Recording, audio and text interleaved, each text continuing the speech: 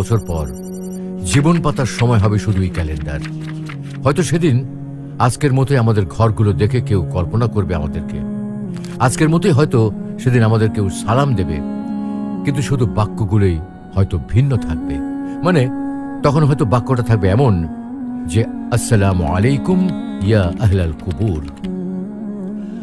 আমাদের এই শখের বাড়িঘর হয়তো কেউ ব্যবহার করবে, অথবা পড়ে থাকবে অতীত বা আজকের ভূতের বাড়ির মতোই। গাড়িটাও হয়তো কেউ ব্যবহার করবে, কিংবা বড় জোর কেউ ছবি তুলে রাখবে মাত্র। আর পরনের কাপড়গুলোর অবস্থান তো হবে শুধুই ডাস্টবিনে।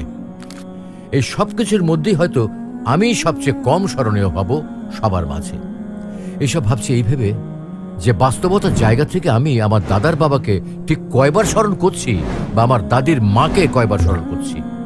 আর এর মানে কি এই নয় যে আজ আমি যাদের জন্য আমার নিজের জীবনকে মাটি করে দিচ্ছি, একদিন তারাও আমাকে